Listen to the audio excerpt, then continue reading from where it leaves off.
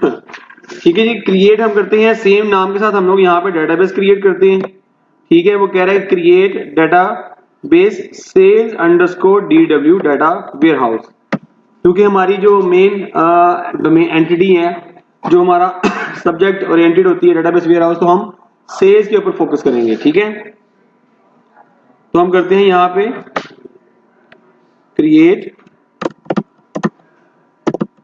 Database sales underscore DW। ठीक है जी, उसके बाद यूज,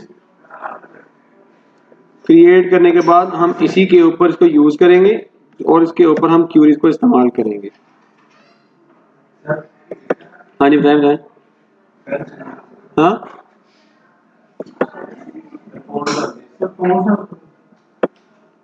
इसका फोन साइज कैसे बढ़ा?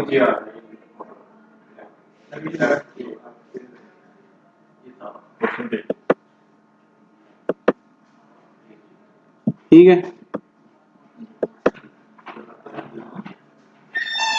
ठीक है जी, वो कह रहा है कि कमांड कंप्लीटेड सक्सेसफुली, हम लोगों ने डेटाबेस क्रिएट कर लिया है और इसको हम अब यूज करेंगे। यूज का मतलब ये है कि जितनी भी टेबल्स होंगी अब इसी के अंदर क्रिएट होनी चाहिए। देखिए यहाँ पे चेंज कर दिया उसने, सेल्स अंडरस्कोर DW आ गया, जो कि पहले यहाँ पे मास्टर लिखा हुआ आ रहा था।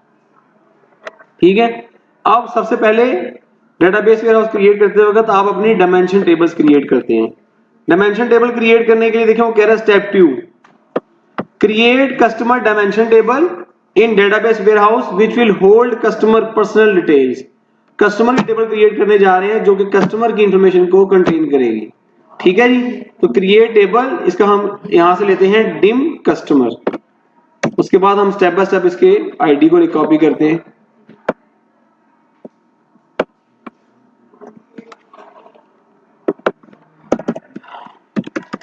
क्रिएट टेबल डिम कस्टमर और हम सेम आईडी नेम लेते हैं, ताकि उसके बाद हमारे पास इंसर्ट की क्यूरीज हैं वो भी हमने यहाँ पे करनी होगी। कस्टमर आईडी,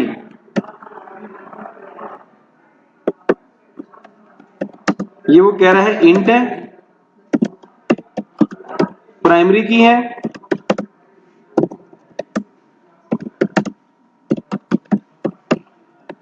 ठीक है। आइडेंटिटी के इसके अंदर हमारे पास डुप्लीकेट वैल्यू नहीं आ सकती, प्राइमरी की identity.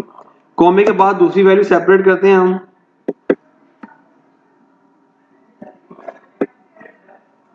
Customer alt ID, alter ID, ठीक है, वारचार।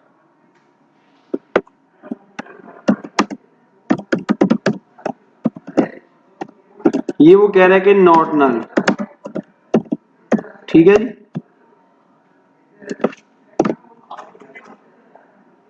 आगे आते हैं,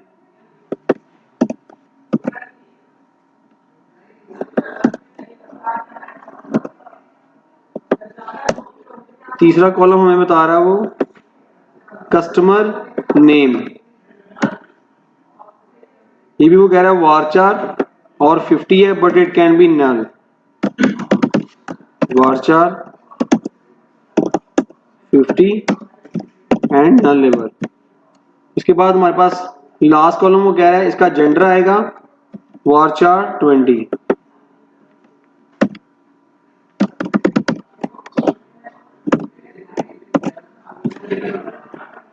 ये हमारे पास पहला टेबल है जो कि हम वो कह रहे हैं कि आप लोगों ने क्रिएट करना है, जो कि है डिम कस्टमर।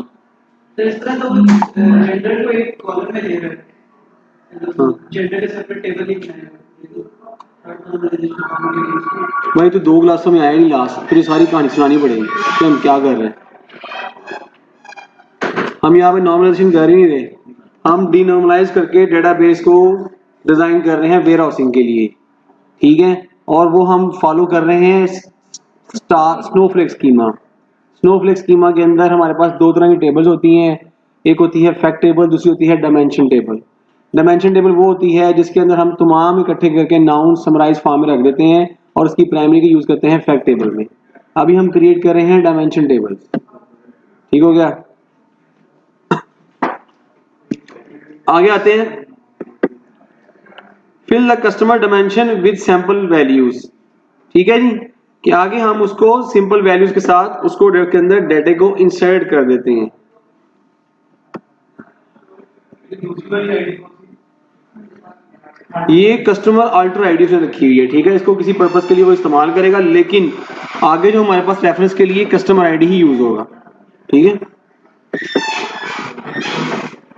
ये उसकी अल्टरनेट आईडी है, यानी कि इस आईडी के बाद वो इस आईडी को भी हम यूज कर सकते हैं, सेकंड, ऑप्शन ठीक है।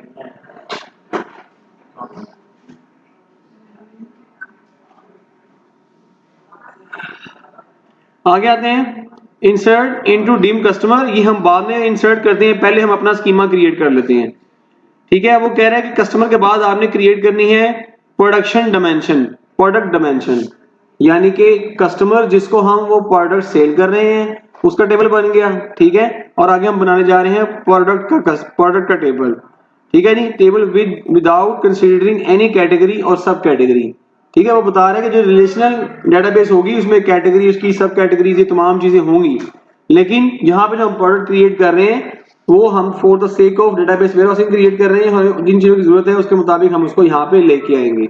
हमने सिर्फ सेल्स के ऊपर फोकस करना है और कैटेगरी और सब कैटेगरी वाइज उसके एनालिसिस नहीं करने हैं, ठीक है। देखना है सेल्स कब, कहाँ पे, किस डेट, किस दिन ज्यादा हो रही होगी, क्योंकि हमने लास्ट में स्टडी भी किया था कि किस दिन में वीकेंड में ज्यादा होती है, महीने में किस दिन ज्यादा होती है, पूरे साल में किस महीने में ज्यादा होती है, ठीक है। तो हमारा फोकस उन चीजों पे है, इसलिए वो बता रहा है कैटेगरी और सब कैटेगरी को हम शामिल नहीं कर रहे इसके अंदर। अगले टेबल पे आते हैं, create table dim product,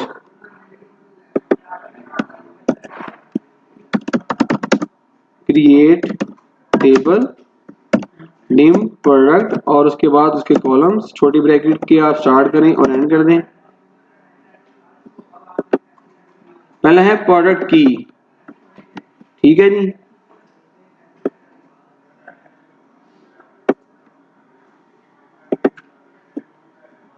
product की, इंटीजर, प्राइमरी की, आइडेंटिटी। प्रोडक्ट की के बाद हम आते हैं नेक्स्ट में, तो आती है प्रोडक्ट अल्टरनेट की, वारचार 10 और नॉर्डनल,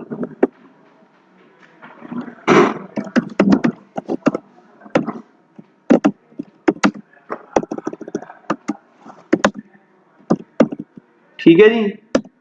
थर्ड कॉलम पे आते हैं, उसका नेम,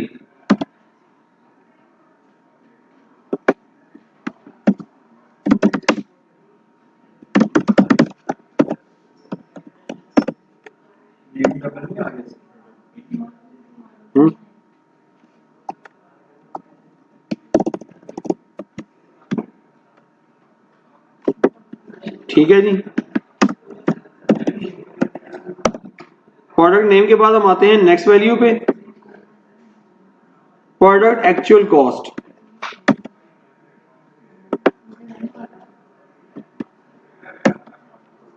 ठीक है, int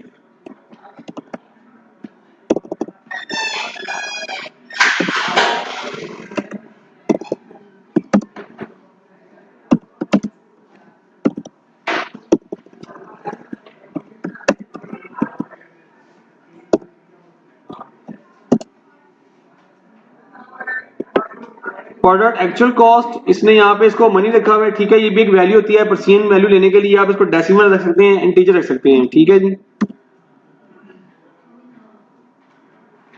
product sales cost,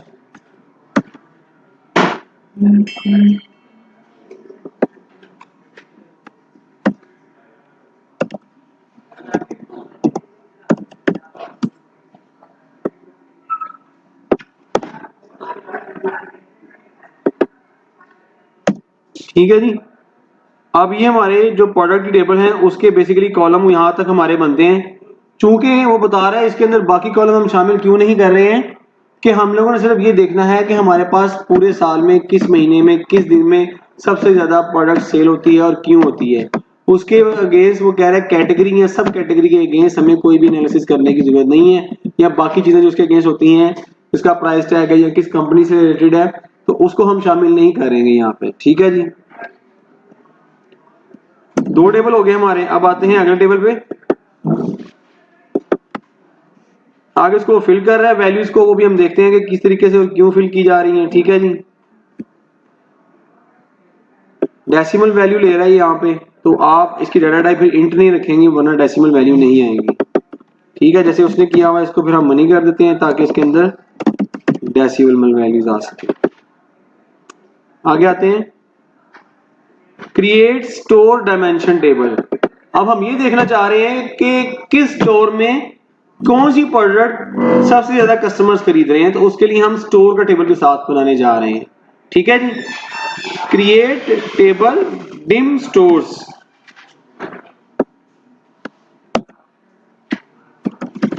create table dim stores और उसके हम कॉलम यहां पे डिफाइन करते हैं।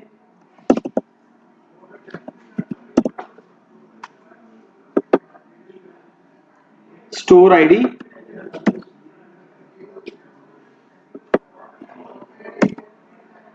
इंटीजर, प्राइमरी की,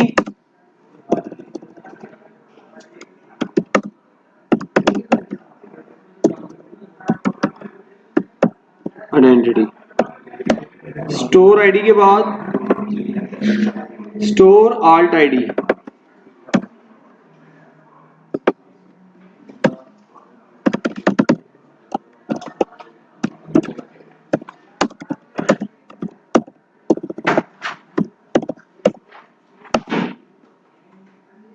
स्टोर अल्टरनेट आईडी के बाद स्टोर नेम।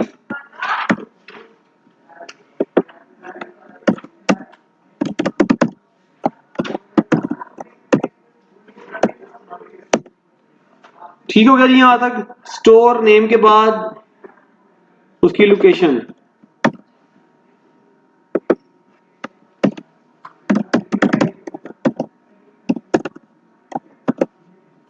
लोकेशन के बाद लास्ट कॉलम है, यहाँ इसमें भी और भी सिटी, स्टेट, सिटी,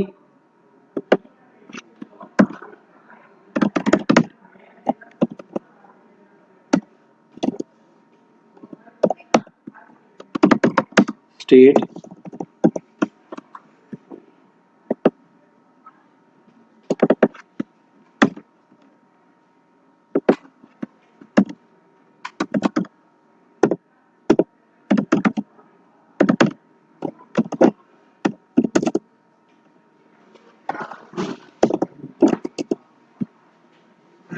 स्टेट के बाद देखिए अगर एरर रहेगा तो फिर ब्रैकेट में ले लेंगे। कंट्री, COUNTRY,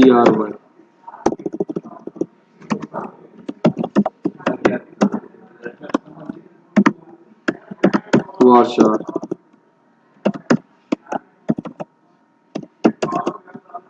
ठीक है जी, कंट्री हो गया हमारे पास। ये हमारे पास हो गए हमारे पास स्टोर की टेबल के कॉलम्स। ठीक है जी, तो हमारे पास ये तीसरी डायमेंशन टेबल हम लोगों ने बनाई है यहाँ तक। उसके बाद आते हैं, ये हम वैल्यू फिल कर रहे हैं स्टोर की। उसके बाद लास्ट में आते हैं, create dimension table sales person which will hold details related store available across various places. ठीक है जी, ये हम बनाने जा रहे हैं सेल्स पर्सन की टेबल जो कि किसी की इंफॉर्मेशन होल्ड करेगी related stores available across various places के, डिफरेंट जगहों के ऊपर अक्रॉस वेरियस प्लेसेस हमारे पास कौन कौन से स्टोर्स अवेलेबल हैं, तो वो उसके ऊपर कौन कौन से सेल पर्सन काम कर रहे हैं। अब आगे आते हैं, डिम सेल पर्सन के नाम से टेबल क्रिएट करेंगे एक और।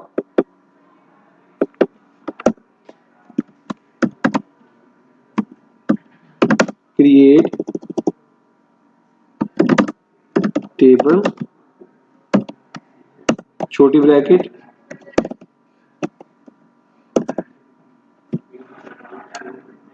और उसके बाद स्टार्ट करते हैं sales person ID int primary की आइडेंटिटी। नेक्स्ट आते हैं,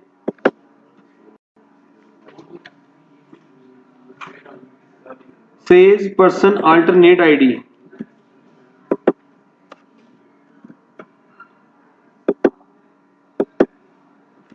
वारचार, वो कह रहा है और 10 एंड नॉट नल। अब मुझे बताएं कि ये हर टेबल के अंदर पहले कॉलम को हम प्राइमरी की बना रहे हैं आइडेंटिटी और दूसरे को कह रहे हैं नॉट नल। ठीक है, आप लोग देख रहे हैं क्या रीजन है इसका?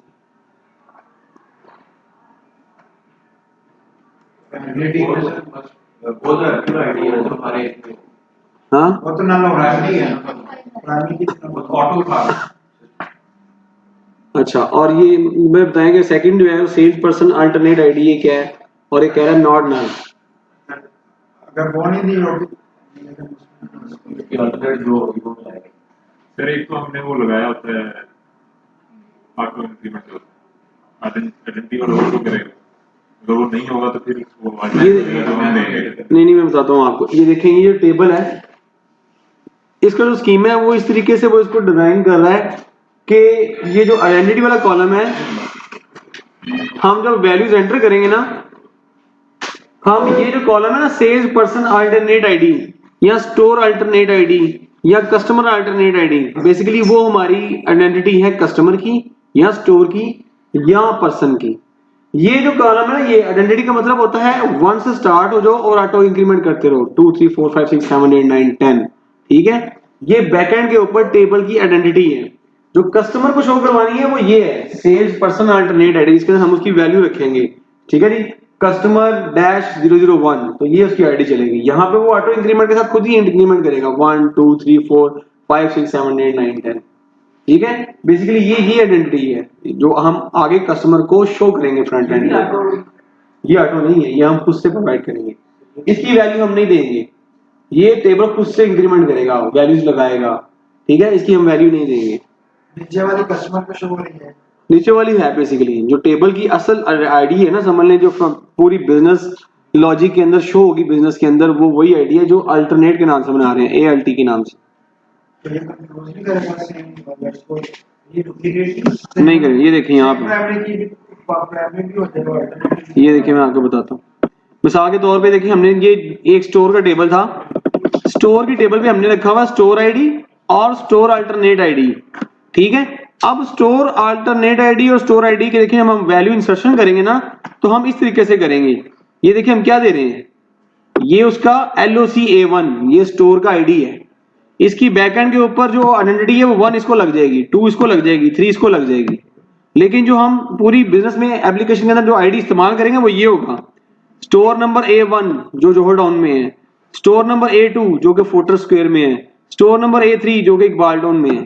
ठीक है, उसके बैकएंड के ऊपर वो 1 2 3 खुद ही लगा रहे हैं, लेकिन आईडी वो बेसिकली स्टोर की है जो हम अल्टरनेट आईडी दे रहे हैं। समझ आई है? ठीक है, आगे चल रहे हैं। हम कहां पे थे? थर्ड टेबल में सेल्स पर्सन अल्टरनेट आईडी हमने इसको भी लगा दी, और उसके बाद आते हैं अगले कॉलम पे सेल पर्सन नेम,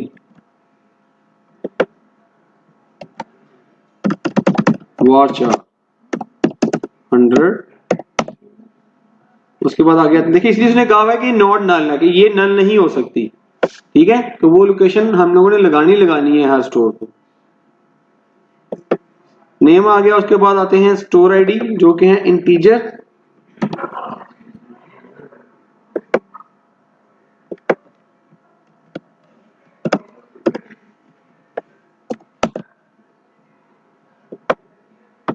आगे आते हैं सिटी,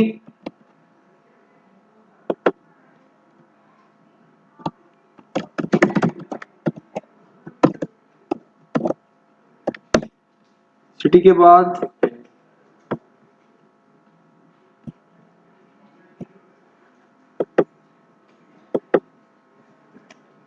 स्टेट एंड कंट्री।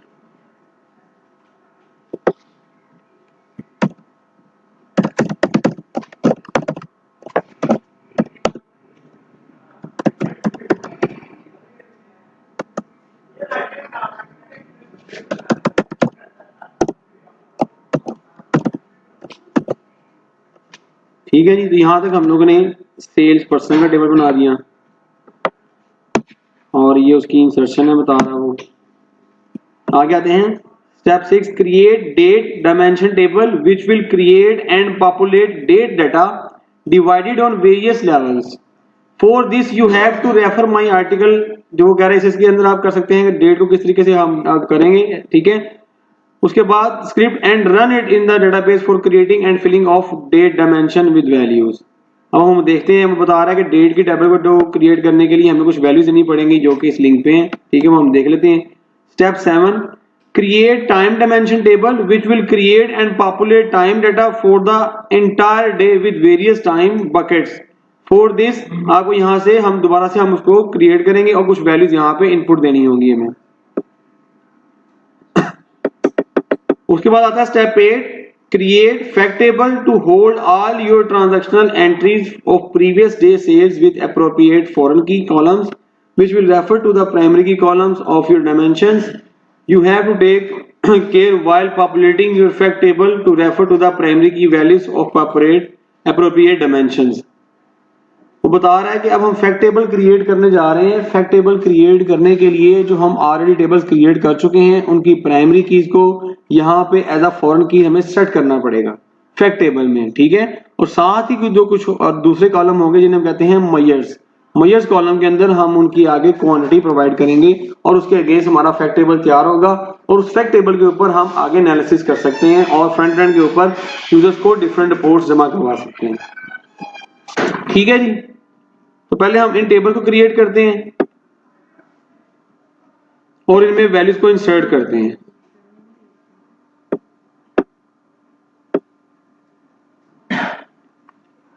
पहली टेबल हमारे पास है जी डिम कस्टमर के नाम से, ये देखें। तो कस्टमर के अंदर हम यहाँ पे इस टेबल को क्रिएट करने के लिए आप इसके स्क्रिप्ट को सिलेक्ट करेंगे।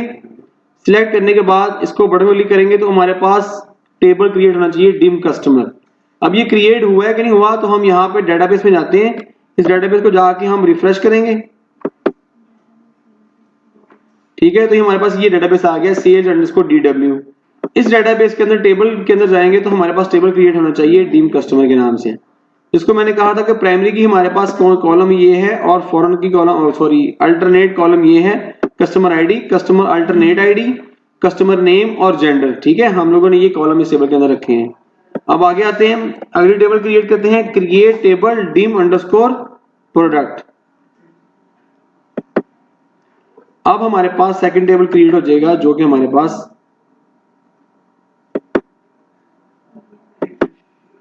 dim_product।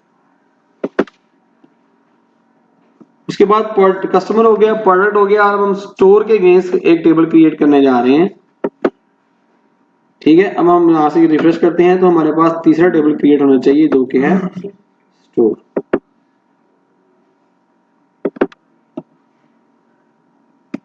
आगे देखें create table dim sales person. चौथा टेबल हम लोगों ने क्रिएट किया है जो कि है सेल्स पर्सन के नाम से, ठीक है जी। तो ये हम लोगों ने टेबल क्रिएट किए हैं। आगे हम फैक्ट टेबल को क्रिएट करने से पहले इनमें कुछ वैल्यूज को इंसर्ट करते हैं।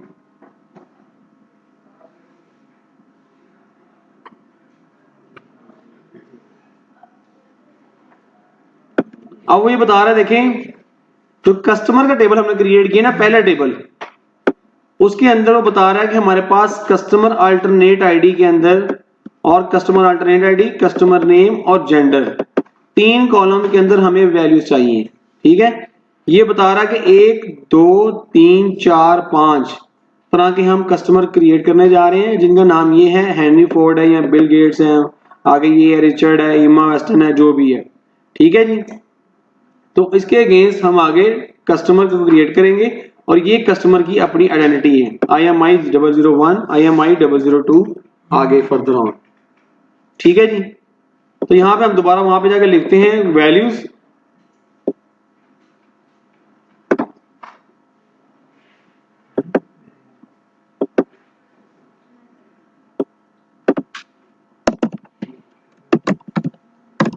insert into name customer, आगे उसके कॉलम नेम्स,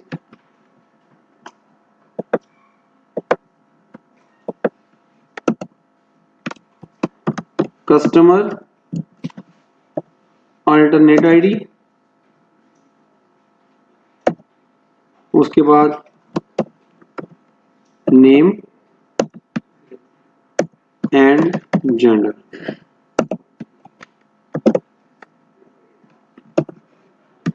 ठीक है जी, और आगे हम वैल्यूज प्रोवाइड करते हैं।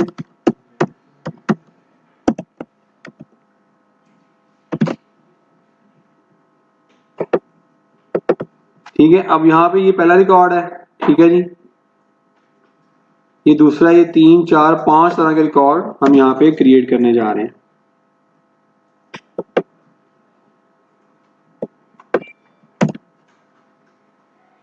ठीक हो गया?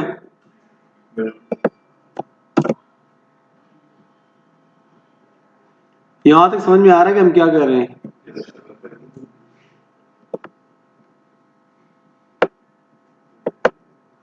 अब वो कह रहे हैं कि 5 रोज अफेक्टेड, ठीक है, 5 रोज हम लोगों ने यहाँ पे इफेक्ट की हैं, ठीक है जी।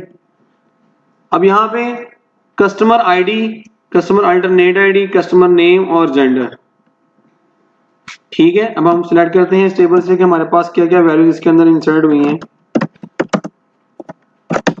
Select static from customer. मौलवी अब बता जरा, ये जो हमने यहाँ पे कस्टमर की टेबल है, इसके अंदर 4 कॉलम है, हमने 3 कॉलम में वैल्यूज इंसर्ट की हैं, क्यों 3 में की है?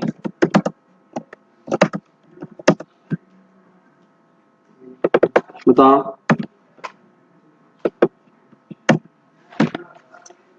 4 कॉलम हमने बनाए थे ना, तो वैल्यूज हमने 3 कॉलम में दी, उसमें जरूरत क्यों नहीं है? ऑटो पे क्या करेगी वो?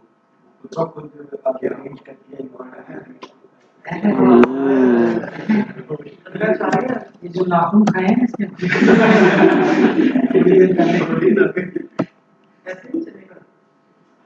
ठीक है जी, तो ये देखिए उसने 1 2 3 4 5 6 7 8 9 10 ऑनवर्ड तमाम ऑटो नंबर खुद से क्रिएट किया है, ठीक है। लेकिन प्रैक्टिकली बहुत कम ऑटो नंबर आइडेंटिटी इस्तेमाल की जाती है, क्योंकि आगे जाके काफ़ी मसले मसाइल पैदा करती है। अगर दरमियान में कोई नंबर डिलीट भी कर दिया जाए, ठीक है, तो उसके बाद फिर आगे इंक्रीमेंट इसको लगाना मुश्किल हो जाता है। अल्टरनेट अल्टरनेट डुप्लीकेट हो सकती है, हो सकती है, हमने उसमें कुछ नहीं लगाया हुआ, सिर्फ ये लगाया कि वो नॉट नल होनी चाहिए। उसको भी हम यूनिक ही लगा सकते हैं। अभी देखिए ना, यहाँ पे अगर मैं इन्हीं को दोबारा इंसर्ट कर देता हूँ तो ये हो जाएंगी, ठीक है। 5 मोर रोज अफेक्टेड,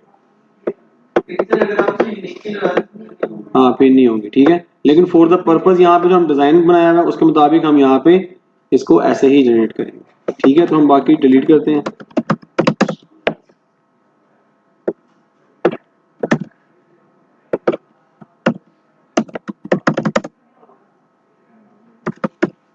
मौली बता क्या क्यूरी होगी यार, एफिशिएंट भी बता दे जरा, क्या करेंगे? हाँ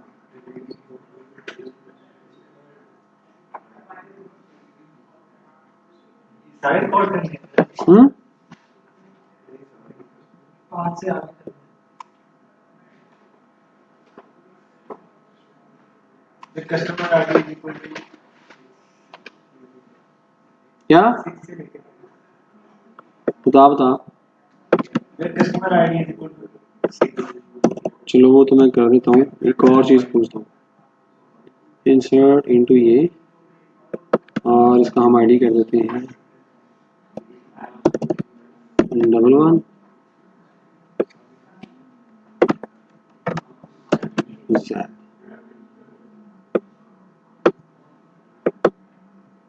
ठीक है जी। अब ये है select static from dim customer, इसके अंदर है टोटल 11 रोज, ठीक है। अब आप लोगों ने एक क्यूरी मुझे लिख के दिखानी है जिसके अंदर मैं देखना चाहता हूँ कि कौन सा रिकॉर्ड जो है वो 2 दफा आया है, कौन सा रिकॉर्ड 1 दफा आया। हाँ लिखें, या जो जिसको आती है शोर मुझे लिखवाए फिर, या पहले लिखें, ठीक है। आपने ये बताना है कि कौन से रिकॉर्ड डुप्लीकेट हैं, 2 दफा हैं या 2 से ज्यादा दफा हैं। तो यहाँ पे जरी सी बात है, वो हम 2 दफा एंटर कर सकते हैं। अब कस्टमर ने कर दिया है, फ्रंट एंड डीबी ने कर दिया है, अब वो उसको ट्रेस करना चाह रहा है कौन कौन से रिकॉर्ड ऐसे हैं जो 2 दफा आए हैं। 1 दफा वाले नहीं चाहिए, सिर्फ 2 दफा वाले चाहिए। क्यूरी लिखें फिर मुझे बताएं, सिर्फ वो रिकॉर्ड चाहिए जो कि 2 दफा हैं। बड़ी साहब लिखो, ट्राई करो।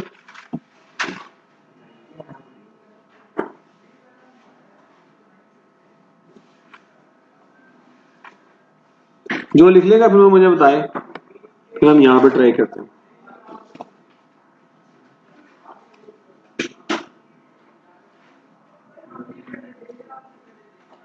मौलवी की तरह पेज पेंशन नहीं आया, वो कह रहा था बैग आईडी का है। क्यों, क्या कर रहा है? मैं एक्चुअली ऑफिस में सीधा आईडी तो दिया नहीं हुआ। ये सर ये होगी आगे से होगा group by customer ID count में स्टेरिंग ग्रेडिंग बाकी जो कुछ टू करेंगे तो हमें वो जिसके 2 होंगे तो डुप्लीकेट दिखा देंगे। दिखाएं, पूरी पूरी दिखाएं, शुरू से सिलेक्ट से। कस्टमर आईडी सिलेक्ट पूरी तरह कस्टमर आईडी,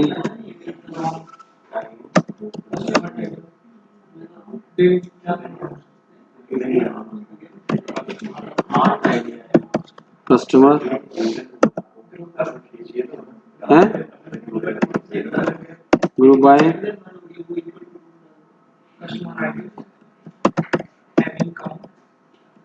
कस्टमर आईडी,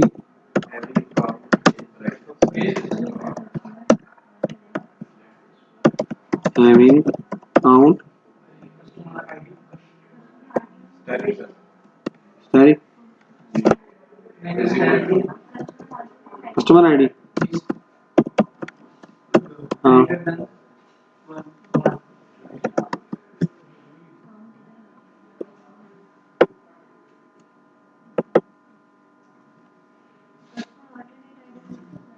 क्या हाल्ट आएगा? हम्म,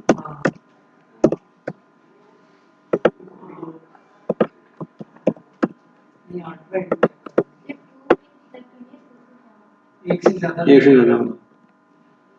ये क्यों कह रहा है कि ये वो तमाम रिकॉर्ड हैं जो कि 1 से ज्यादा दफा आए हैं। ठीक है जी, अब कितनी दफा आए हैं तो आप यहाँ पे भी इसको काउंट कर सकते हैं।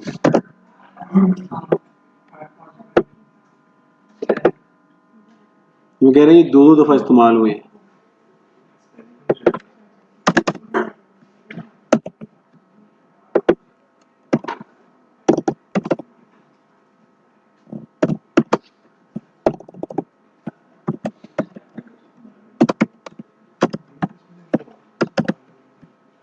ठीक है जी,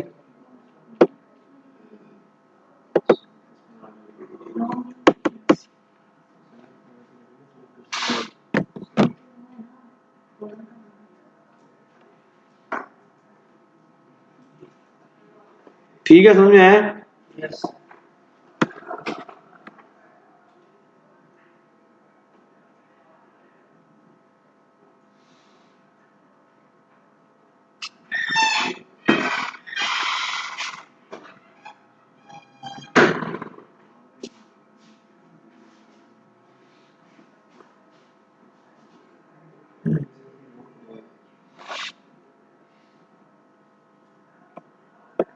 अब हम लोगों ने ये तमाम रिकॉर्ड डिलीट करने हैं।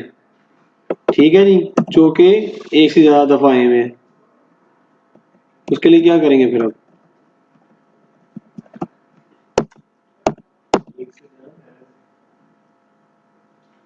क्यों जी? मैंने वो तमाम रिकॉर्ड डिलीट करने हैं जो 1 से ज्यादा दफा आए हुए हैं। अब यहाँ पे हजारों की तादाद में रिकॉर्ड हो सकते हैं। क्या करेंगे, कौन बताएगा? हाँ जी,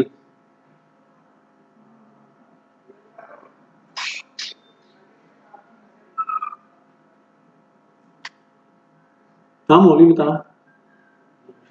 वो तमाम रिकॉर्ड डिलीट करने हैं जो एक से ज्यादा दफा आए हैं। इफ कंडीशन लगेगी। हाँ जी बड़ी साहब, कोई ट्राई कोशिश आप पीछे।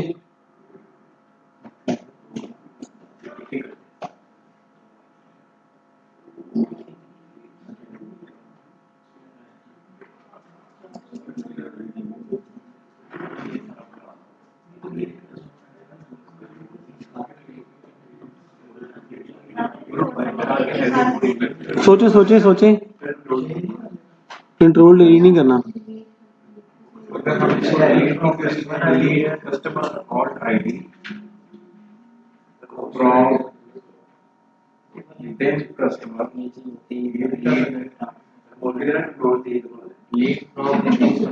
कंट्रोल डी से मौलवी क्या होगा?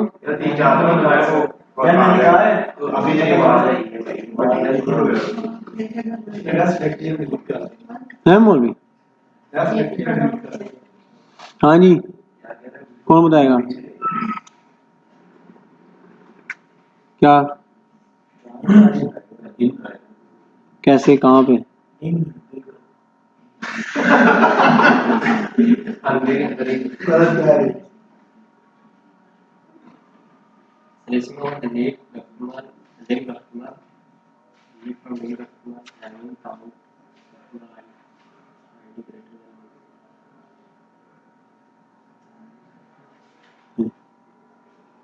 ये देखें, मैंने बेसिकली मैं बता रहा हूँ कि मैंने वो तमाम रिकॉर्ड डिलीट करने हैं जो कि एक से ज्यादा दफा आए हैं। ठीक है, अब ये देखें, आपने वो तमाम रोल नंबर निकाल लिए हैं, यानी कि वो तमाम आईडी निकाल लिए ना जो कि एक से ज्यादा दफा आए हैं।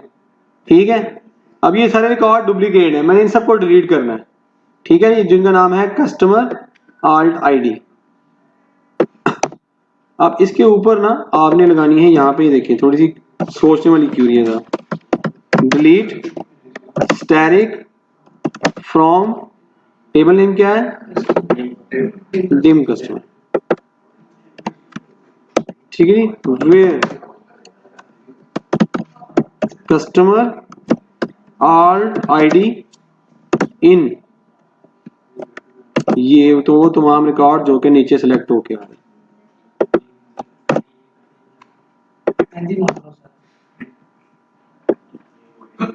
अब देखिए वो सारे रिकॉर्ड डिलीट कर दो।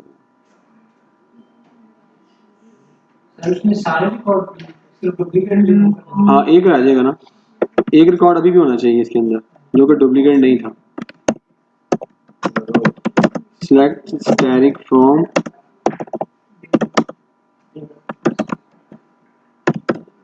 कस्टमर।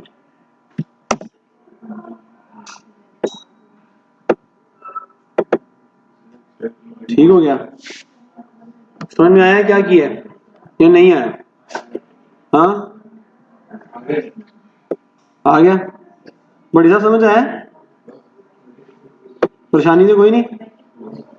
लेकिन सर इसमें तो अगर आपने इतनी डुप्लीकेट में से उसने एक्चुअल खत्म कर दिया, वो तमाम रिकॉर्ड खत्म कर दिए जो कि 2 दफा आए हैं। डुप्लीकेट वाला खत्म करें, ओरिजिनल यहीं पे एग्जिस्ट करेंगे। ओरिजिनल वाला काम है सर, ओरिजिनल वाले भी खत्म कर दिए। वो भी खत्म कर दें। ओरिजिनल वाले के लिए फिर आप लोगों ने यहाँ पे इसके साथ ये नहीं देना, फिर हम इस क्यूरी के अंदर कस्टमर आल्ट आईडी नहीं ला सकते। आल्ट आईडी का मतलब ये है वो रिकॉर्ड 2 दफा है, कस्टमर आईडी लाएंगे। कस्टमर आईडी तो वही हुआ अगर दोनों की हलवाने का कोई फायदा निजाम लेता है।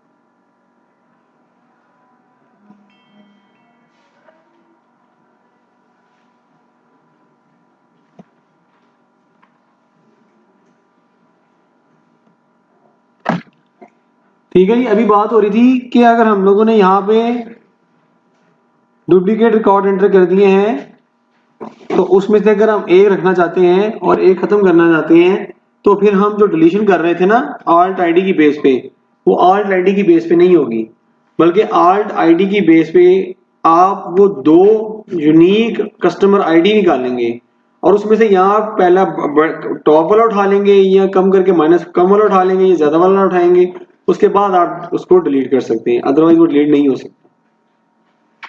ठीक है, समझ आ रही है ना? मेरे कहने का मतलब ये है कि हम लोगों ने यहाँ पे आल्ट आईडी की बेस पे डिलीशन कर दी, ठीक है, लेकिन यहाँ पे अगर हम चाहते हैं कि एक ओरिजिनल रिकॉर्ड पुराने वाला रहे और नए वाला खत्म हो जाए तो कस्टमर आईडी की बेस पे डिलीशन होगी। ठीक है जी, हाँ, रिक्वायरमेंट्स पर डिपेंड करता है।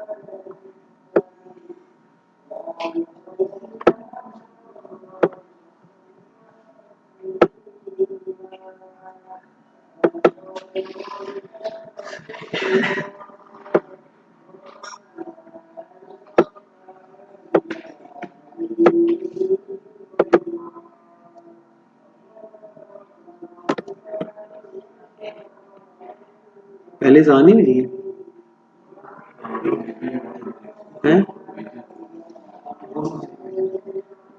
चलिए अब ये देखें, मैं आपको बता रहा था ना जो ऑटो नंबर का नुकसान क्या है। ऑटो नंबर का नुकसान ये है, अब देखें मैंने वहां तक 10 तक तमाम रिकॉर्ड डिलीट कर चुका हूँ, ठीक है। अब बजाय कि इसके कि वो अगला उसके अंदर उसको खत्म करके उसको 1 से स्टार्ट करें, अगर मैं तमाम के तमाम रिकॉर्ड भी डिलीट कर दूंगा ना तब भी वो 1 से स्टार्ट नहीं करेगा, वो 17 से स्टार्ट करेगा। तो इसलिए प्रोफेशनली जो है ऑटो नंबर बहुत कम लगाया जाता है।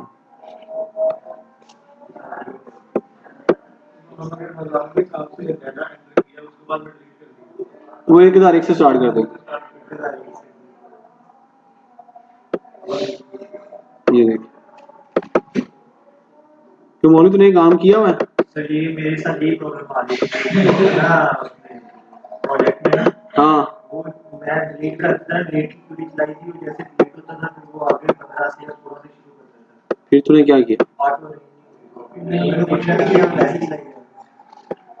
उसका सोल्यूशन आप समझ आ गए, वो ये काम कर उसका सोल्यूशन ये होता है कि जब आप इंसर्शन करने जाते हो ना एसपी के थ्रू, तो वहां पे सिलेक्ट मैक्स +1 करके अगला ऑटो नंबर पकड़ के फिर इंसर्ट करना पड़ता है, ठीक है। बजाय इसके कि ऑटो नंबर पे नहीं करना, जब तुम नया रिकॉर्ड एंटर करने जा रहे हो उससे इंसर्शन से पहले तुमने उसी टेबल से मैक्स रिकॉर्ड उठाना है, मैक्स आईडी में +1 करना है, तो तुम्हें वो ऑटो नंबर मिल जाएगा, ठीक है, अगला नंबर मिल जाएगा, उस अगले नंबर को टेबल में इंसर्ट कर दो।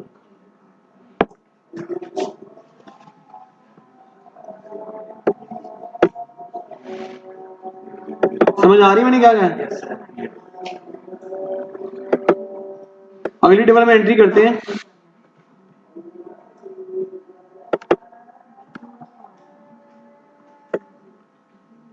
प्रोडक्शन,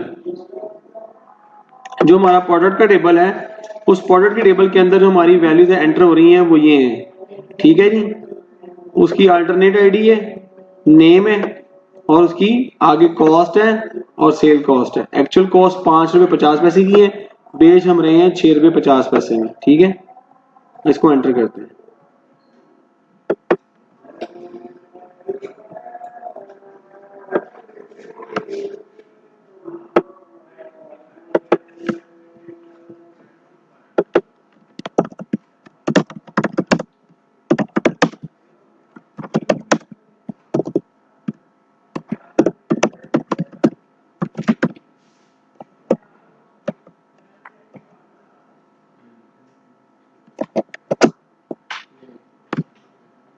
और प्रोडक्ट की टेबल के अंदर हमारे पास कॉलम है product alternate ID, name, actual cost और सेल्स कॉस्ट। प्रोडक्ट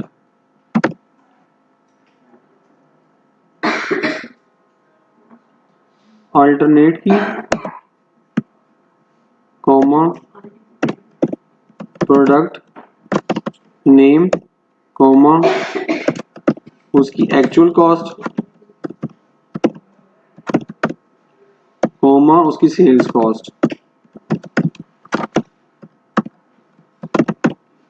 ठीक है जी, और इसके अंदर वैल्यूज इंसर्ट करते हैं जो कि हमारे पास यहाँ पे मौजूद हैं।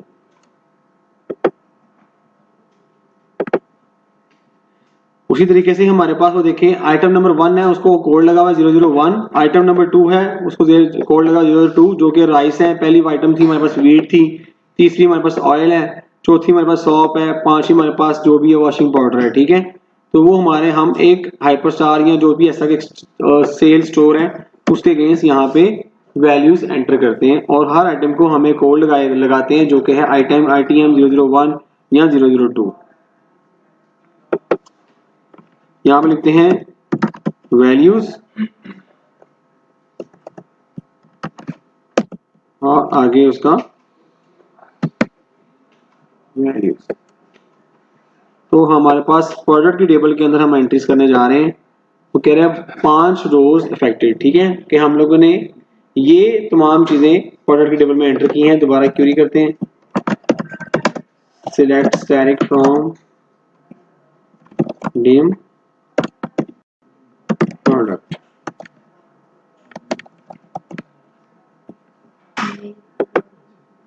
ठीक है जी, तो ये हम लोगों ने यहाँ पे 5 अभी हमने कस्टमर की एंट्री कर दी है और प्रोडक्ट की एंट्री कर दी है।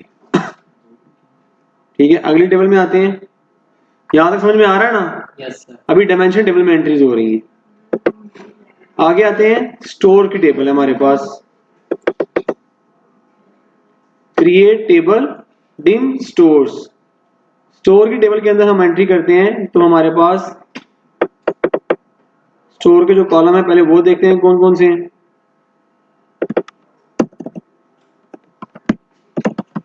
इंसर्ट इनटू डिम स्टोर्स, आगे उसके कॉलम नेम्स,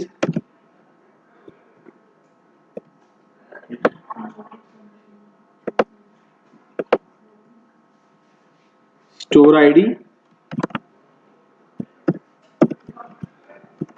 ऑल्ट आईडी, उसके बाद नेम, नेम के बाद लोकेशन,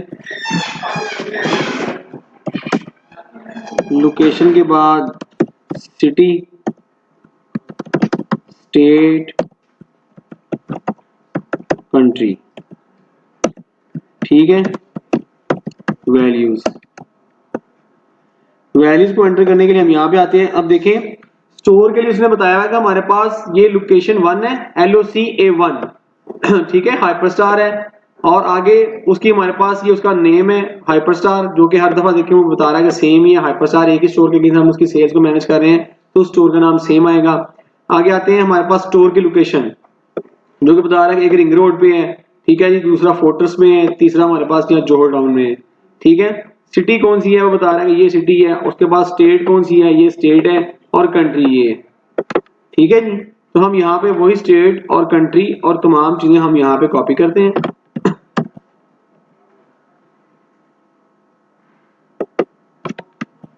और यहाँ पे हम इसको पेस्ट करते हैं। तो हम यहाँ पे स्टोर के अगेंस्ट एंट्री करने जा रहे हैं। पहले हमने कस्टमर डिफाइन किए हैं, पांच प्रोडक्ट डिफाइन किए हैं, और हम यहाँ पे 3 स्टोर लोकेशन डिफाइन करने जा रहे हैं कि 3 तरह के हमारे पास डिफरेंट लोकेशन के ऊपर स्टोर्स हैं।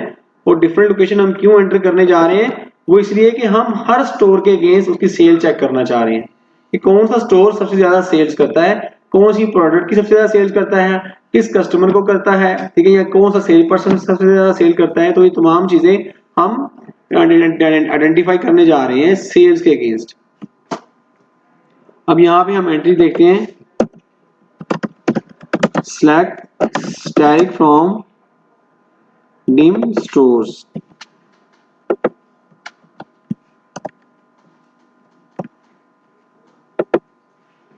ठीक है जी, तो अब यहाँ पे देखिए आपके सामने ये डिफरेंट स्टोर्स आ गए हैं। ठीक है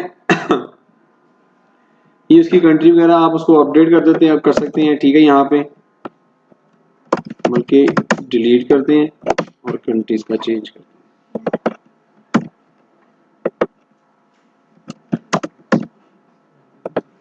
ठीक है जी, अभी तक हम तमाम ही डायमेंशन टेबल कर रहे हैं, समझ आ रही है? गुड हो गया।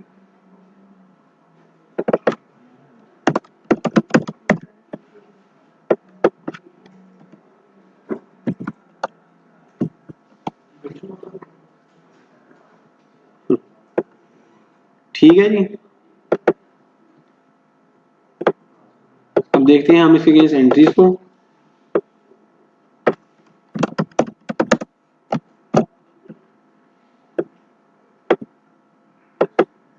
अब हमने यहाँ पे उन स्टोर्स के अगेंस्ट यहाँ पे एंट्रीज कर दी है, ठीक है। अब स्टोर के बाद अब फाइनली हमारे पास रह गए हैं सेल्स पर्सन। सेल्स पर्सन के अगेंस्ट हम यहाँ पे एंट्री करते हैं।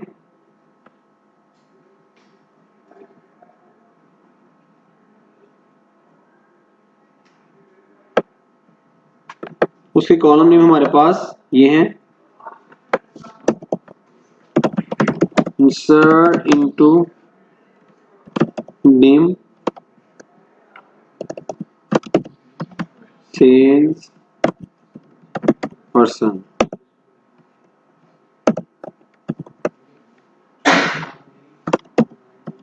Sales person alt ID, sales person name, store ID, city, state, country, values, ठीक है। यानी कि उसका अल्टरनेट आईडी, सेल पर्सन का नाम, उसके स्टोर में काम करता है, सिटी, स्टेट और उसकी कंट्री।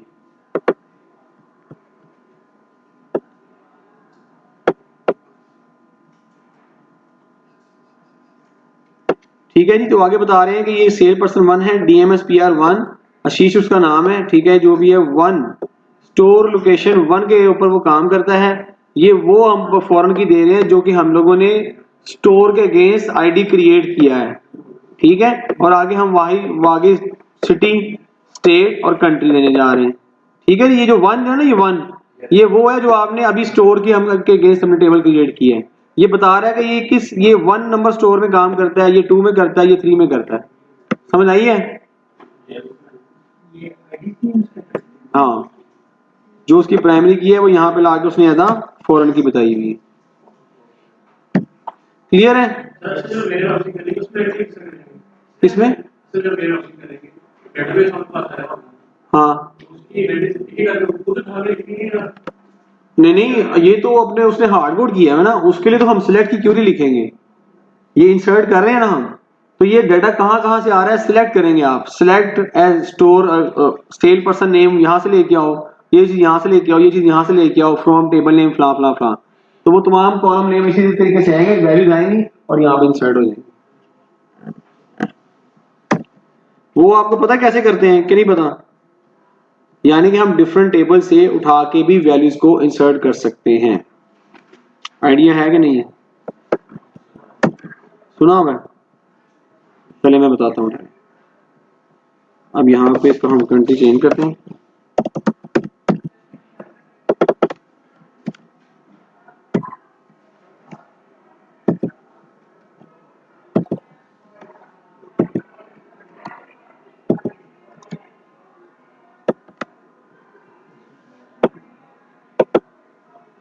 ठीक है जी, वो कह रहा है कि 6 रोज इंसर्टेड, हर स्टोर के अंदर 2-2 सेल पर्सन काम करते हैं। ठीक हो गया, क्यूरी करते हैं इसको। select static from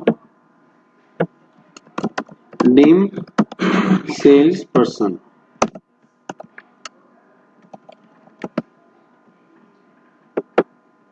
ठीक है जी, ये देखिए यहाँ पे काम करते हैं। अब ये जैसे इसने क्वेश्चन किया कि हम यहाँ पे वैल्यूज को हार्ड कोड कर रहे हैं ना, तो अगर हम किसी डिफरेंट टेबल से वैल्यूज को लेके आना चाहें तो वो कैसे आ सकती हैं? ठीक है जी, ये जैसे कि हम करते हैं सिलेक्ट वैल्यूज कहाँ से आएंगी, उसके लिए देखें ऊपर आपने लिखी हुई है इंसर्ट की क्यूरी, नीचे आप लिख देंगे सिलेक्ट, पहला कॉलम है सेल्स पर्सन अल्टरनेट आईडी। मिसाल के तौर पे उसको मैं इसी टेबल से लाना चाह रहा हूँ। सेल पर्सन नेम है, ठीक है, वो मैं इसी टेबल से लाना चाह रहा हूँ। स्टोर आईडी ये मेरे पास किसी और टेबल में पड़ा हुआ है, ठीक है, जो कि है स्टोर आईडी। ठीक है, इस स्टोर आईडी को मैं यहाँ पे हार्ड कोड करता हूँ 1। सारे लड़के जो काम कर रहे हैं वो स्टोर आईडी 1 के अगेंस्ट हैं। सिटी यहाँ पे देते हैं गुजरांवाला,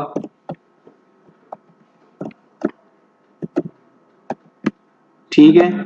स्टेट मैं कहता हूँ कि ठीक है, ये जो स्टेट इस टेबल में पड़ा हुआ है उसी स्टेट के अगेंस्ट मुझे आप एंट्री करवा दें, और कंट्री जो मेरी क्यूरी से आएगी उसके अगेंस्ट एंट्री करवा दो।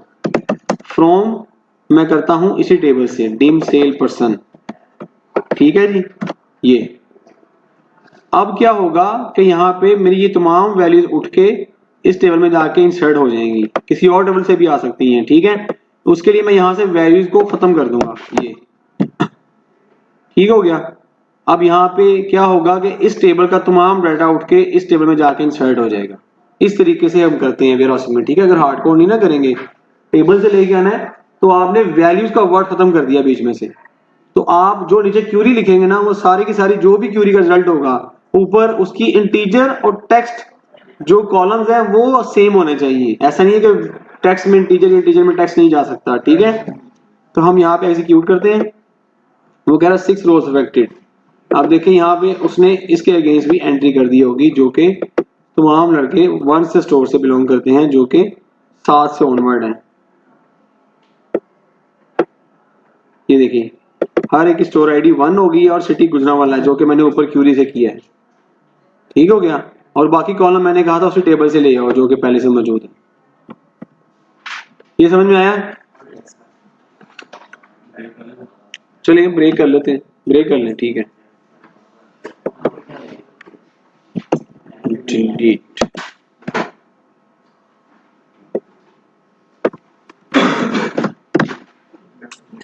In salesperson where कर ले, ब्रेक कर लें यार। स्टोर आईडी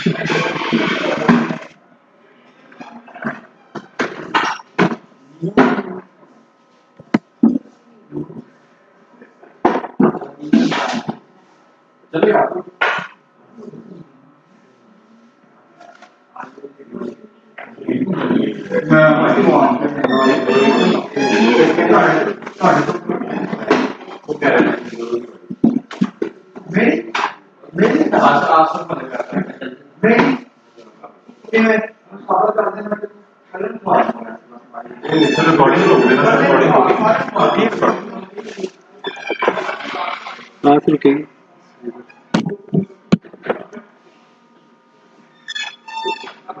राइट क्लिक करेंगे, पॉज करें।